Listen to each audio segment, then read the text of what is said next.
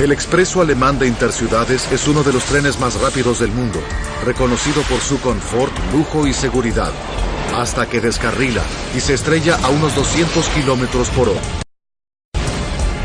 101 personas mueren en 180 segundos.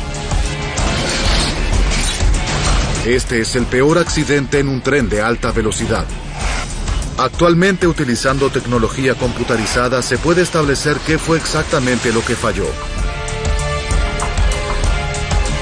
Los desastres no ocurren porque sí. Hay una cadena de eventos críticos.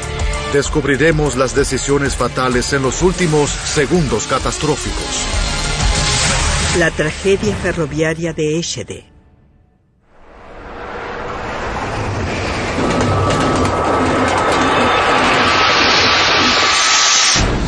Europa, Alemania, Múnich, 3 de junio de 1998, 5:45 AM.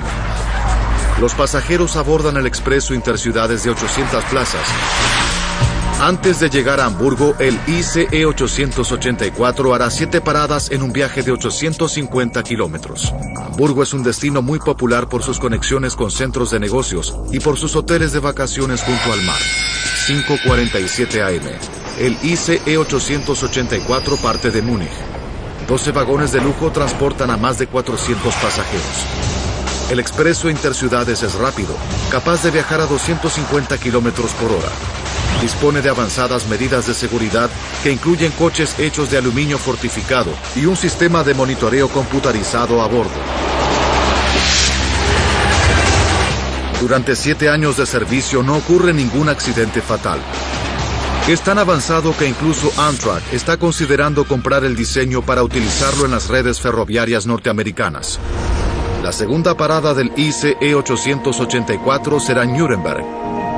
Jörg Dittmann, su esposa y su hijo de 6 años, André, ocupan sus asientos en el vagón número 1, justo al frente del tren. Se dirigen hacia la costa. Esas serían las primeras vacaciones importantes con mi familia. Y por eso dijimos, muy bien, tomémonos un descanso, sin el auto. Porque en un tren uno puede moverse libremente, lo que representa una gran ventaja cuando se viaja con niños. Edith Schafflein también se encuentra de vacaciones. Ella aborda el vagón número 5 en el medio del tren. Abordé el expreso interciudades de Busberg. Iba camino a un hotel de relajación y planeaba bajarme en Hamburgo. Udo Bauch toma el expreso debido a su andar suave y a sus lujosas comodidades que le permiten trabajar durante el viaje. Él aborda el vagón número 12 en el sector posterior del tren. Subí al ICE en la estación Fulda. Estaba de viaje de negocios. Me dirigí a una conferencia en Hamburgo. Quería prepararme para el día siguiente. Encontré un compartimento, me senté y comencé a trabajar en mi computadora portátil.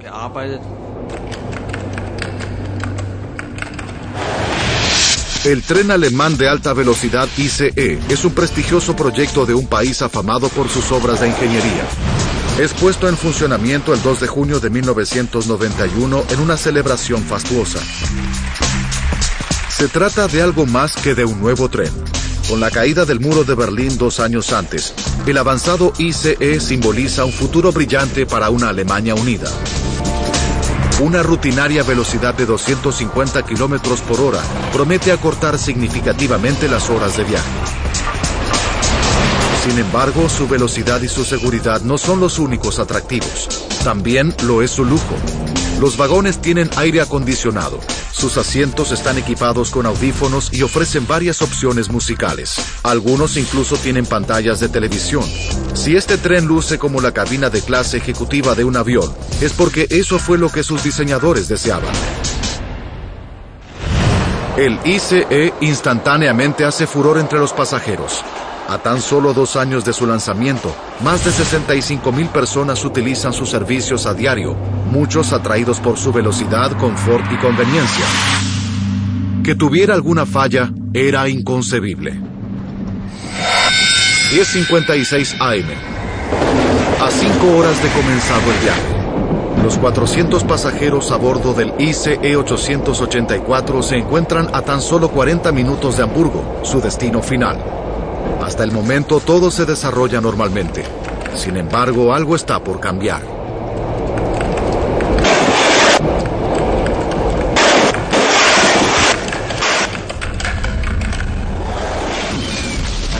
El estallido fue indescriptible. Lo único con lo que se me ocurre compararlo es con el trueno que produce un jet supersónico cuando atraviesa la barrera del sonido. Pero como si lo hiciera junto a tu oído. En ese momento una barra de metal pasó a través del apoyabrazos entre mi esposa y mi hijo. El enorme trozo de metal abre un hueco en el piso del vagón. Solo dije, salgan, salgan, abandonen el compartimento.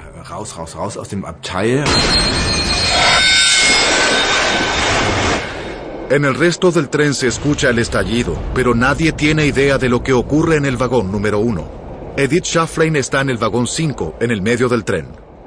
De pronto hubo un ruido impresionante. La gente que se encontraba en el mismo vagón que yo se sobresaltó y se preguntaba qué ocurría. Pero de pronto volvió la calma. El tren continuó su recorrido tranquilamente. Por lo tanto, todos volvieron a su sitio. En el sector posterior del tren, en el vagón 12, Udo Bauch está absorto en su trabajo. No oí nada, a diferencia de otros pasajeros que informaron haber oído ruidos. Pero es probable que fuera debido a que estaba muy concentrado. Estaba trabajando en mi computadora. 10:57 AM. El dañado tren aún continúa viajando a una velocidad de 200 kilómetros por hora a través del país, con una enorme barra de metal atravesada en el piso del vagón 1 y alojada entre dos asientos. Jörg Dittmann reacciona de inmediato. Guía a su esposa y a su hijo para dejar el vagón averiado y parte a alertar a la tripulación acerca del accidente. Hallé al personal del tren en el vagón 3. Llegar hasta él pareció una eternidad. Sentí como si tuviera que correr toda la longitud del tren. El trayecto se hizo interminable. Fue terrible.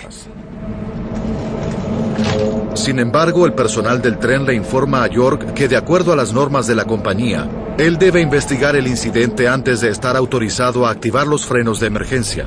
Jörg lo acompaña hasta el vagón número 1 para inspeccionar los daños. Les toma un minuto llegar hasta allí.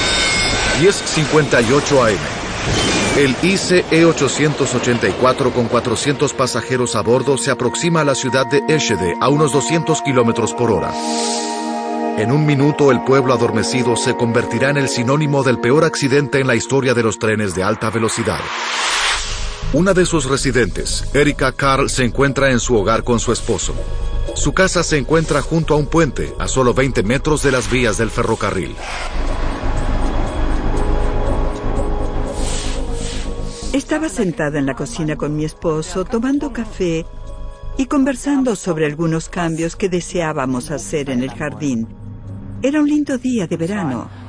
No había indicación alguna sobre lo que ocurriría.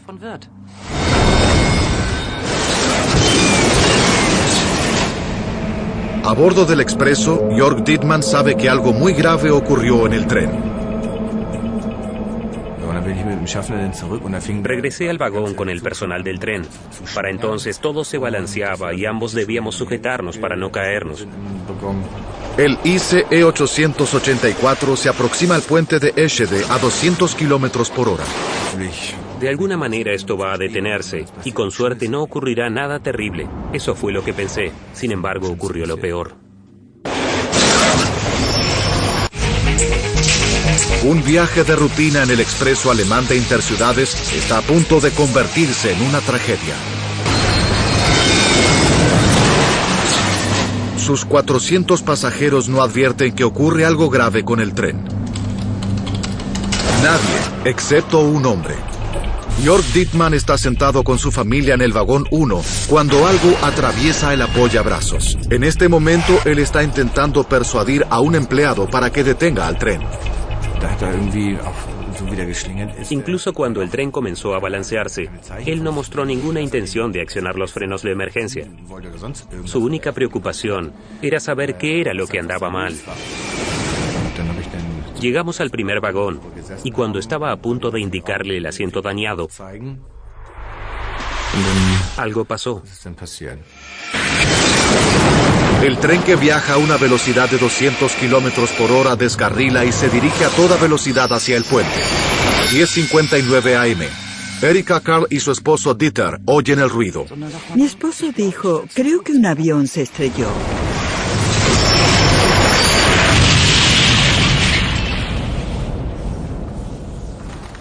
Entonces hubo un silencio mortuorio. Ni siquiera las aves cantaban.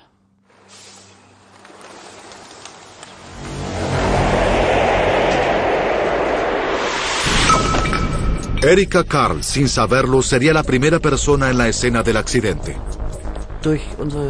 Nuestra puerta tiene un panel de vidrio y eso nos permitió ver que el tren estaba justo frente a nuestra entrada. Entonces le dije a mi esposo, hay un ICE allí afuera.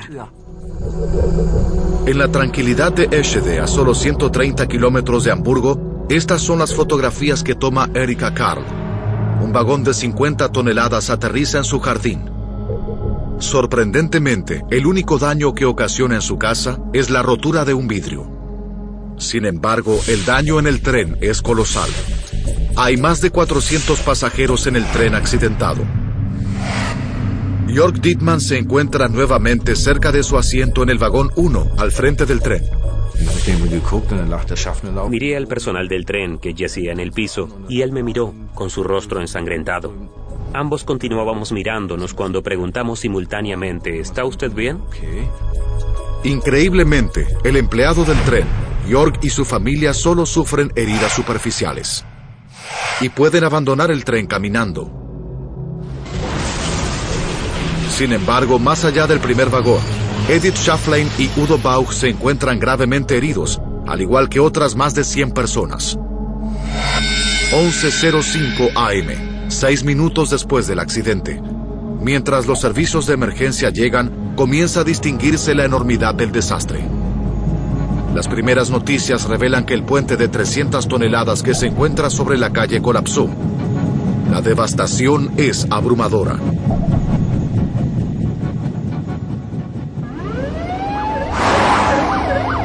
Andreas Effinghausen es uno de los primeros policías en arribar a la escena del accidente. Vi esos vagones compactados unos contra otros, doblados y retorcidos 5 o 6 metros en el aire sobre el terraplén. Y el puente de concreto había desaparecido por completo. Yacía sobre el terreno. Era una escena de total devastación.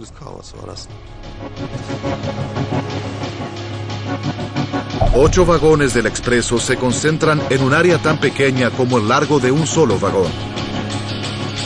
Cientos de personas aún se encuentran atrapadas en los restos. Udo Bauch, quien momentos antes preparaba una conferencia de negocios, ahora está gravemente herido. Estaba allí, con mi pierna paralizada, asustado y pensando que iba a morir. Andreas Effinghausen oye los pedidos de ayuda de Bauch, pero no puede sacarlo de entre los restos. Hice contacto con uno de los líderes del grupo. Le comenté que había hallado a un hombre gravemente herido en el tren. El equipo de rescate envía equipamiento especializado. Tuvieron que cortar el techo para sacarme de allí. Yo estaba agonizando. Los paramédicos me proporcionaron analgésicos muy fuertes, pero los efectos secundarios de las drogas hicieron que dejara de respirar temporariamente. Entonces, entré en coma. Luego de eso no recuerdo nada más acerca del rescate, ni de cómo terminé en un helicóptero, ni de cómo fui trasladado. No recuerdo absolutamente nada. 11:25 AM.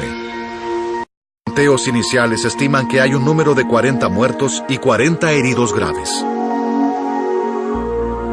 Edith Schafflein está atrapada en el vagón 5 con heridas en sus piernas. Entonces llegó el primer bombero y me preguntó cómo estaba. Le dije que estaba bien. No podía sentir ningún dolor a causa del shock.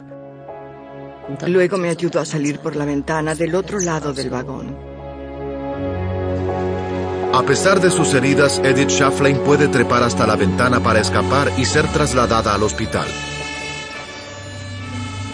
Para la 1:45 p.m., el equipo médico daba tratamiento de emergencia en el lugar de los hechos a 87 personas.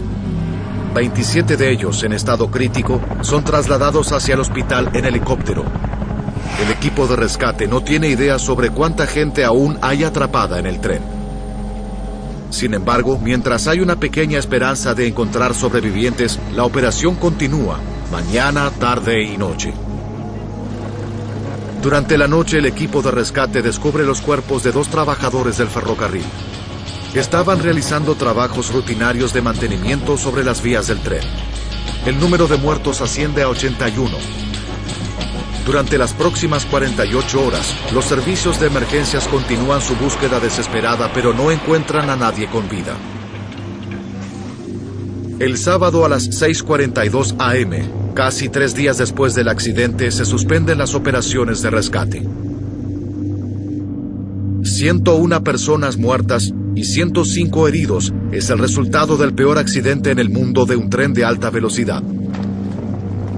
Lo impensable ocurre, y el orgullo de la tecnología alemana yace en ruinas. El Expreso Interciudades es uno de los trenes más rápidos y lujosos de Europa y es utilizado diariamente por 65.000 pasajeros. En cuestión de segundos, un registro de seguridad intachable se desvanece en un accidente devastador. En la actualidad, al recrear los eventos de ese terrible día y al profundizar la investigación, puede revelarse lo que realmente sucedió. Una simulación realizada en una avanzada computadora permitirá observar el corazón de la zona del desastre. A horas del impacto, las noticias dan una explicación demasiado simple con respecto al accidente. Los primeros informes afirman que el tren colisionó con un automóvil que se encontraba sobre las vías. Un auto atravesó el guardarraíl del puente. Es una posibilidad en 1.000.000. A los investigadores se les informa que 20 minutos antes del accidente fue visto un automóvil estacionado sobre el puente, sobre las vías. Un testigo británico es aún más concluyente. Un automóvil atravesó la barrera, cayó del puente y aterrizó sobre las vías del ferrocarril. El automóvil se hallaba a un lado de las vías y de la nada apareció el expreso. Es decir, nadie podía creerlo. El tren no tuvo oportunidad de detenerse. Todo derivó en un accidente colosal que pareció durar una eternidad. Durante las operaciones de limpieza, esta teoría parece creíble ante el descubrimiento de un vehículo debajo de los restos del tren. Pero mientras los investigadores examinan con más profundidad el sitio del accidente, los forenses recaban evidencia que contradice las versiones del testigo. Para comenzar, el primer vagón, a pesar de estar descarrilado, no muestra señales de colisión con otro vehículo. Aún más, el coche de máquinas al frente del tren está completamente intacto. Los investigadores concluyen que si la causa del accidente fue otro vehículo, tendría que haber alguna evidencia en el frente del tren. Pero entonces, ¿cómo terminó ese automóvil debajo de los restos del expreso? El descubrimiento del registro del vehículo brinda la clave final.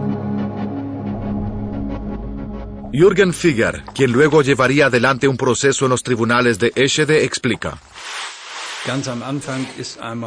Al comienzo hubo un rumor acerca de que el accidente fue causado por un vehículo que cayó del puente. Sin embargo, pronto se descubrió que el automóvil en cuestión era utilizado por los empleados de la compañía de ferrocarriles, quienes estaban trabajando cerca de las vías en ese momento y que también fueron víctimas del accidente. Los 2 hombres dejaron el vehículo sobre el puente mientras trabajaban debajo de este. En realidad fue el impacto del tren contra el puente lo que causó que el auto cayera y fuera sepultado por los restos del tren. No tuvo nada que ver con el accidente. Un misterio resuelto. Pero si el automóvil no causó el accidente, ¿qué fue? La primera pista no proviene del lugar del impacto, pero a 6 kilómetros de allí sobre las vías se encuentran algo. Esta tarde los investigadores hallaron vías dañadas a unos 6 kilómetros antes del puente. Se hallaron daños en las vías a unos 6 kilómetros. Los investigadores hallan marcas sobre las vías y cerca de ellas. ¿Pudieron estas vías a unos 6 kilómetros del accidente estar vinculadas con las causas del desastre? En el vagón 1, los investigadores hacen un segundo descubrimiento que podría estar relacionado. Encuentran una pieza de acero alojada en el suelo del vagón. ¿De qué se trata exactamente y de dónde provino? Los investigadores deben desandar los minutos finales que llevaron al accidente.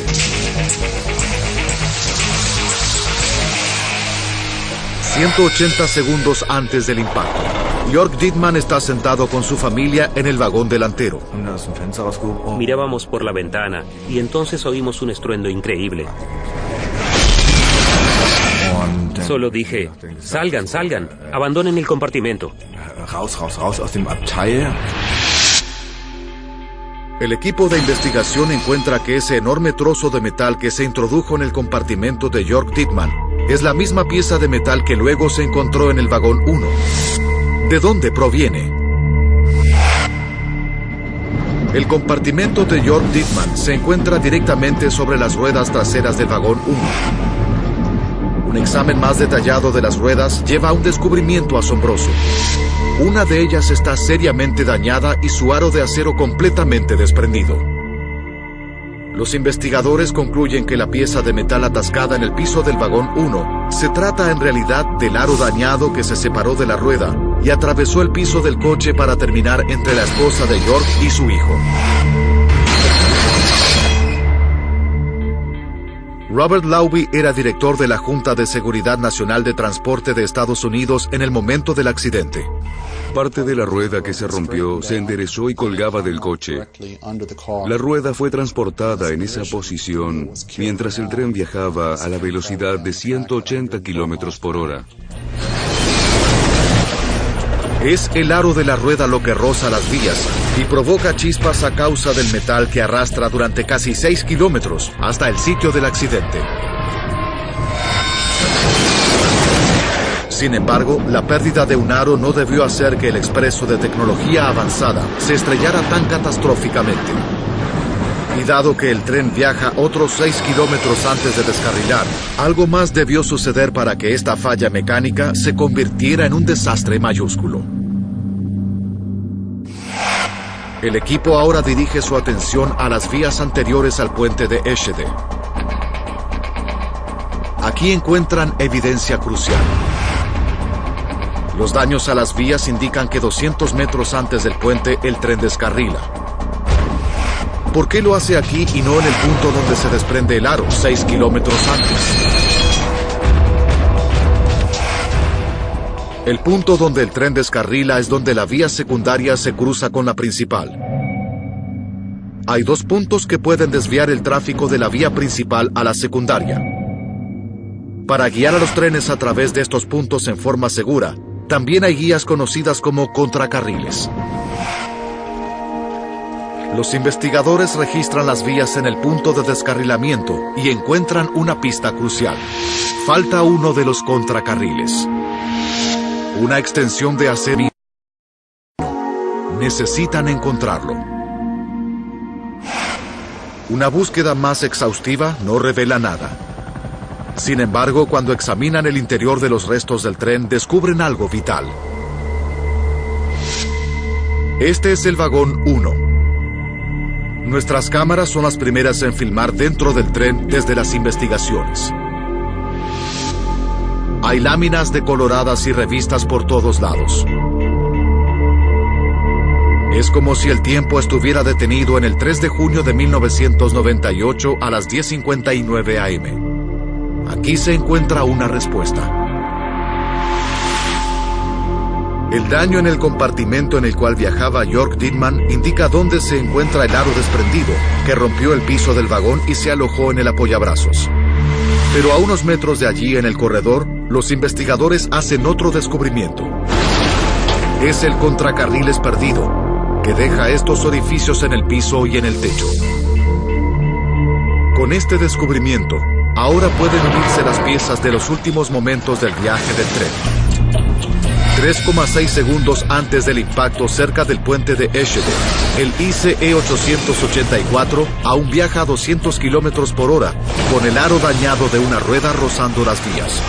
Mientras el tren pasa a los primeros puntos de unión, el aro se introduce dentro del contracarril y lo levanta, hasta que éste atraviesa el piso del vagón 1. Es este impacto lo que hace que dos de las ruedas posteriores del vagón 1 descarrilen. Sin embargo, los investigadores entienden que a pesar de que el expreso descarriló, no es causa suficiente para la gran devastación de Eschede. De hecho, en muchos descarrilamientos el tren se detiene con daños mínimos. Entonces, si el descarrilamiento no es la causa final del desastre, ¿cuál es? El tren alemán de alta velocidad ICE 884 se estrella en el pueblo de Eschede y mata a 101 personas. Es el peor desastre en la historia de los trenes de alta velocidad. Utilizando gráficos de tecnología avanzada y basándose en el informe oficial, se profundiza la investigación que revelará la cadena de eventos. Los investigadores saben que el aro de metal de una de las traseras se rompe y atraviesa el piso del vagón 1 cuando el tren se aproxima al puente. Cuando pasa sobre los puntos de unión donde la vía secundaria cruza la vía principal, el aro dañado de la rueda levanta el contracarril y el tren descarrila.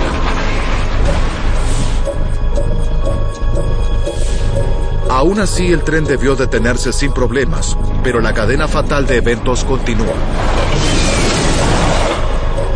El equipo de investigación regresa al sitio del impacto para conseguir más pistas. Examinan el segundo set de puntos de unión que anteceden al puente y encuentran algo extraordinario. Hay evidencia que sugiere que luego de los puntos de unión, el expreso comienza a andar sobre dos pares de vías diferentes, sobre la principal y sobre la secundaria. ¿Cómo pudo ocurrir eso? El equipo deduce que 1,44 segundos antes del impacto, mientras el expreso pasa sobre el segundo set de puntos de unión, una de las dos ruedas descarriladas del vagón 1 choca contra los puntos y los fuerza a abrirse. Esto significa que el vagón que sigue al vagón 1 ahora está guiado hacia otro carril, al carril secundario en lugar del carril principal. Al coche de máquinas del frente, que aún viaja a 200 kilómetros por hora, lo sigue un vagón que desacelera mientras abandona el carril principal y descarrila. De este modo se rompe la conexión entre el coche de máquinas y el resto del tren. En este momento se accionan automáticamente los frenos de emergencia a lo largo del tren. Jörg Dittmann y el empleado del tren en el vagón 1 son lanzados por el aire. Antes de que pudiera reaccionar, hubo una sacudida muy brusca, como una explosión. Sentí que todo terminaba. El vagón 1 viaja por la vía principal y el 2 por el carril secundario. Pero esto no causa el impacto final. 1,44 segundos antes del impacto, el expreso descarrila, pero sin daños, y los frenos de emergencia pudieron llevar al tren a detenerse controladamente. Sin embargo, esto no es lo que ocurre, y lo que es peor, lo compacto de los restos indica que este es un accidente particularmente violento. Ahora registran el sitio del accidente en busca de pistas que traigan a la luz cómo el tren de 410 metros de extensión pudo comprimirse en un espacio del largo de un solo vagón. Examinan los restos del puente de Eschede para ver qué rol ocupó en el accidente.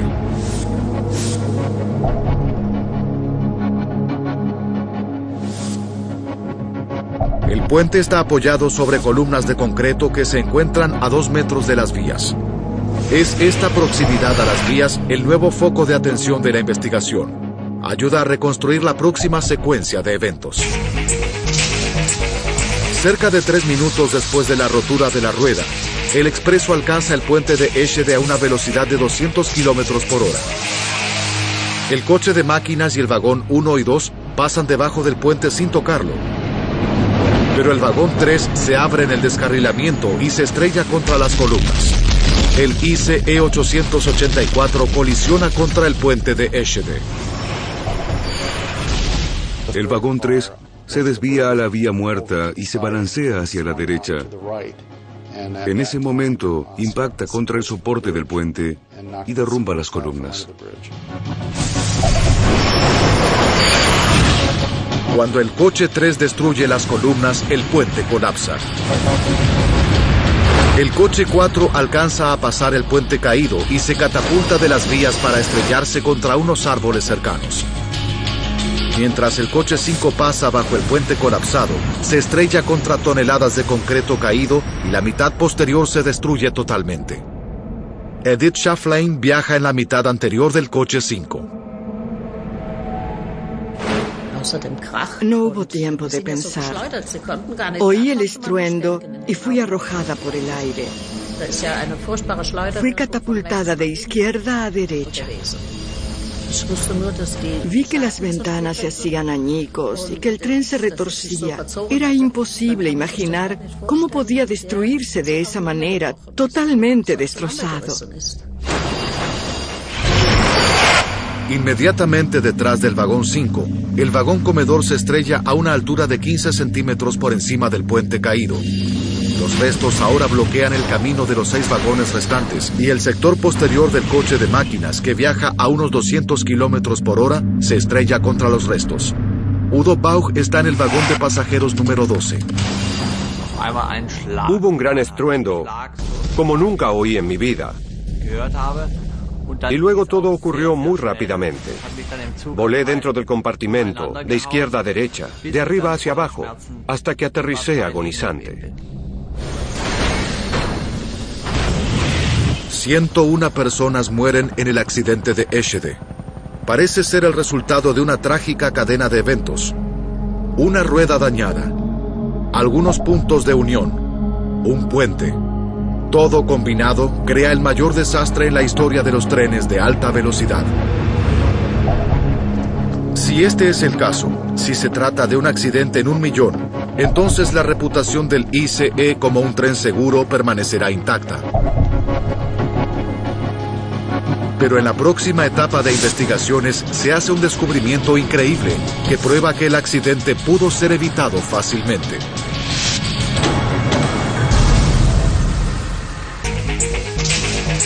El expreso alemán de alta velocidad ICE se estrella, mata a 101 personas y todo por una rueda defectuosa. Es el peor desastre en la historia de los trenes de alta velocidad. Luego del accidente, el aro de la rueda en cuestión es trasladado al Instituto Fraunhofer en Darmstadt, al sudoeste de Alemania, para que se le realicen estudios forenses. Los investigadores están particularmente interesados en las ruedas de este tren, porque son de un diseño nuevo, especialmente realizado para el ICE. 7 años antes, el 2 de junio de 1991, el ICE es puesto en funcionamiento. Uno de los objetivos del proyecto es alcanzar un estándar de lujo y brindar calidad a sus pasajeros. El tren tiene ruedas sólidas de acero conocidas como ruedas monobloque. Sin embargo, Deutsche Bahn, la compañía alemana de ferrocarriles que opera el ICE, pronto experimenta problemas con esas ruedas. Poco tiempo después de que el tren entrara en servicio, hallaron un problema técnico con el desgaste de las ruedas. Las ruedas se desgastaban con un patrón extraño, y cuando esto sucedía, especialmente cuando el tren viajaba a alta velocidad, el ruido y la vibración se transmitían a los vagones de pasajeros.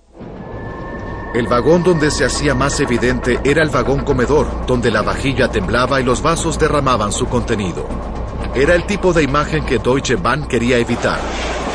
Para eliminar este temblor del restaurante, debía hacerse algo que mantuviera el nivel de reputación del ICE. El profesor Roderick Smith, experto mecánico de la Universidad Imperial de Londres, explica.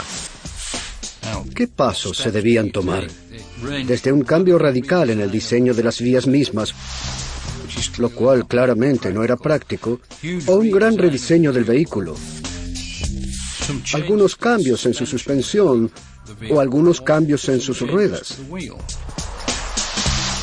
La respuesta era obvia. La mayoría de la gente creyó que el cambio de la rueda fue la solución más económica.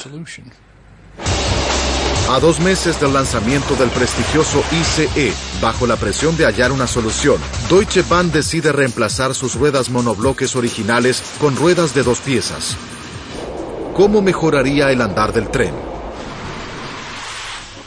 Una rueda monobloque tradicional o rueda de una pieza se hace de una sola pieza sólida de acero.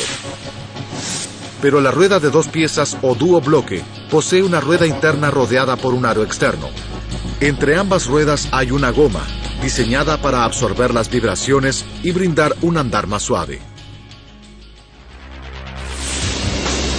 El 31 de agosto de 1992, Deutsche Bahn aprueba las ruedas duobloque tipo 064 para su utilización en los trenes ICE. La nueva rueda instantáneamente mejora el andar y las tazas y los utensilios dejan de temblar y de tintinear en el coche comedor. La rueda tipo 064 parece ser inicialmente un gran éxito. Esto es así hasta que una de ellas falla y dispara la terrible cadena de eventos que causan el accidente en Eschede.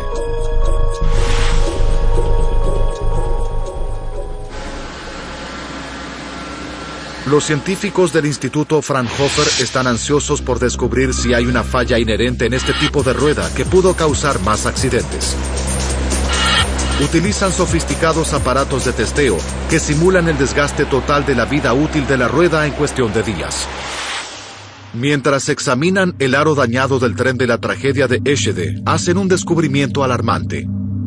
El aro de la rueda se fracturó debido a la fatiga del material. En pocas palabras, la fatiga ocurre cuando el movimiento se repite una y otra vez, causando una rotura por tensión en un punto débil del metal. Hay ejemplos de estos sucesos diariamente. Este clip es un buen ejemplo. Si se dobla repetidamente, un pequeño número de veces, puede romperse fácilmente. Esto es lo que sucedió en el interior del aro de la rueda dañada en el accidente de Eschede. La rueda de un tren se flexiona suavemente cada vez que gira, debido a la tremenda carga que recibe al soportar el tren en movimiento. Estos movimientos son minúsculos, pero la constante flexión del metal puede finalmente, al cabo del uso, causar la destrucción de la rueda debido a la fatiga del metal. En una rueda duobloque, hay una capa de goma entre la rueda y el aro. La goma suave permite que el aro externo se flexione mucho más que en una rueda monobloque. Como el aro separado se desgasta a través del uso, la flexión se incrementa. Sin la debida inspección, el aro de la rueda puede volverse tan delgado que un pequeño defecto puede romperlo y fracturarlo, haciendo que el aro externo se separe de la rueda interna, con resultados devastadores.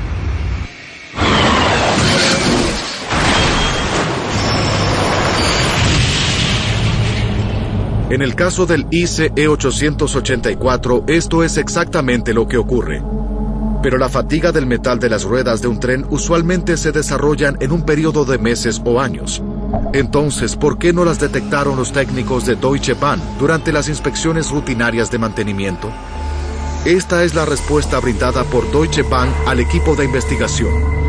En lugar de confiar en su sofisticado equipamiento de detección de fatiga de metal, los ingenieros de las instalaciones de mantenimiento de Deutsche Bahn llevaron a cabo las tareas de verificación de seguridad sobre las ruedas del expreso, sin más avances que una linterna.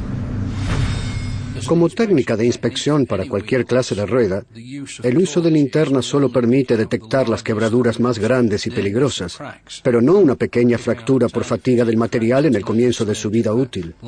Por lo tanto, en términos de detección de potenciales roturas en el interior del aro de la rueda duobloque, esta es una técnica totalmente inútil. Los ingenieros de Deutsche Bahn de Múnich también llevaron a cabo algunas pruebas con sus máquinas de testeo de alta tecnología, pero la información fue considerada poco confiable, a pesar de que el equipo arrojaba mensajes de error constantemente. Aún así, en la semana del accidente, la rueda que causaría el desastre fue marcada 3 veces como defectuosa en 3 verificaciones diferentes.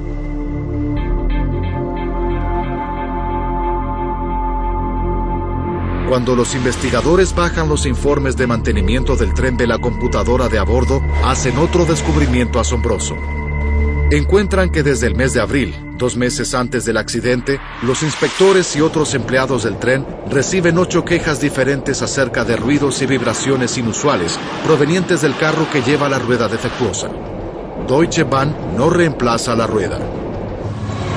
Las ruedas de este tipo se usaron durante 40 años, pero las ruedas duobloque de Deutsche Bahn son de un nuevo diseño y nunca fueron utilizadas en trenes de alta velocidad anteriormente. De hecho, las ruedas duobloque suelen hallarse tradicionalmente en uno de los transportes sobre rieles más lentos, el tranvía. En julio de 1997, casi un año antes del accidente de tren en Eschede, la compañía que opera la red de tranvías en la ciudad alemana de Hannover descubre peligrosos casos de fatiga del metal en sus ruedas duobloque, a pesar de que sus coches viajan a una velocidad de solo 24 kilómetros por hora. Deciden cambiar sus ruedas duobloque más frecuentemente, mucho antes de que la fatiga de material pueda desarrollarse. La compañía de tranvías se pone en contacto con otros operadores de transporte sobre rieles con ruedas duobloque para informarles acerca del problema de la fatiga del metal y de su simple solución. En el otoño de 1997, solo meses antes del accidente de Eschede, notifican sobre esto a Deutsche Bahn. Según la compañía de tranvías, Deutsche Bahn afirmó no haber experimentado este tipo de problemas. Los investigadores comienzan a cuestionar los procedimientos de inspección de Deutsche Bahn sobre las ruedas de duobloque tipo 064. El 8 de agosto de 2002 comienza el juicio contra 3 ingenieros acusados de homicidio por negligencia. El resultado del juicio sorprende a todos y asombra al público alemán en general. La investigación sobre las causas del accidente de Eschede revela que trágicamente 101 personas mueren debido a que las inspecciones sobre la rueda que provocó el accidente fueron inadecuadas.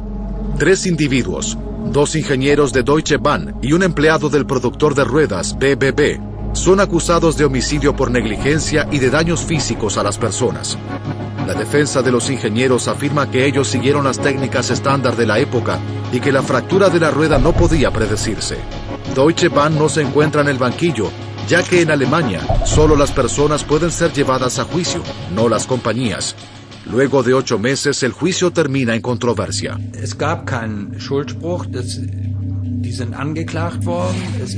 Nadie fue hallado culpable. Hubo acusados, juicio, pero ningún veredicto de culpabilidad.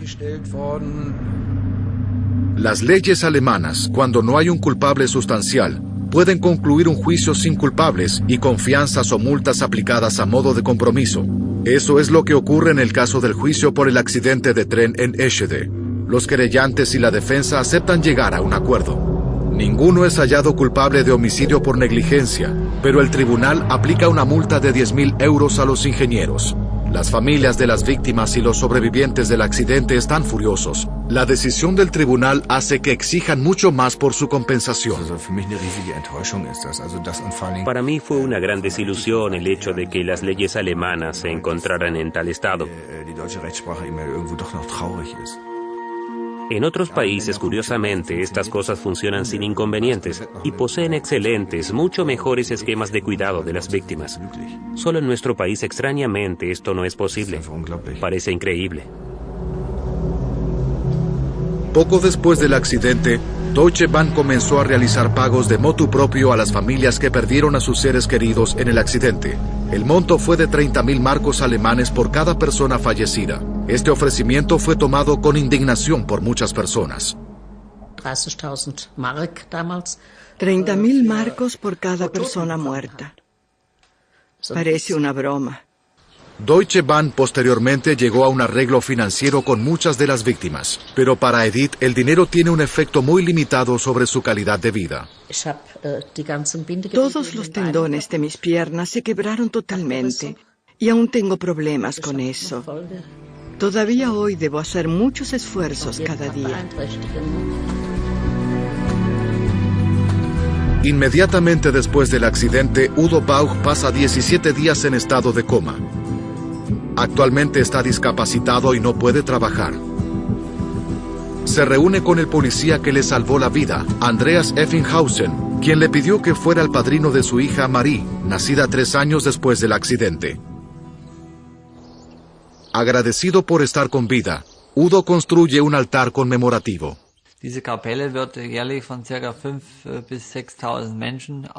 Esta capilla recibe entre 5.000 y 6.000 visitantes por año y es muy popular. Muchas personas rezan sus plegarias por las víctimas del accidente de Eschede. Y esa es suficiente prueba para mí de que construir este altar con fondos propios fue lo correcto. Un año después de la construcción del altar de Udo Baug, se crea un monumento oficial, financiado en parte por Deutsche Bahn. Se encuentra en el sitio del accidente, junto al nuevo puente de Eschede. Un recordatorio de esa terrible mañana de verano, cuando una extraordinaria cadena de eventos toma lugar.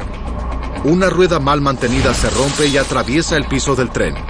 Levanta el contracarriles, provoca el desvío del ICE 884 de su carril, mientras cruza los puntos de unión de los carriles y dispara el peor desastre en la historia de los trenes de alta velocidad. Actualmente, Deutsche Bahn reemplazó todas las ruedas duobloque tipo 064 por las tradicionales ruedas monobloque e insiste en que las ruedas y las inspecciones cumplían con los estándares requeridos de la época y que los ingenieros no podían predecir la fractura de la rueda. En noviembre de 2002, Deutsche Bahn asegura haber pagado 25 millones de euros en compensación a los familiares de las víctimas y a los sobrevivientes del accidente. Desde la colocación de las ruedas monobloque, los trenes ICE de Deutsche Bahn recorrieron millones de kilómetros anuales sin problemas, y la popularidad de los viajes en transportes de alta velocidad sobre rieles a través del mundo continúa en ascenso.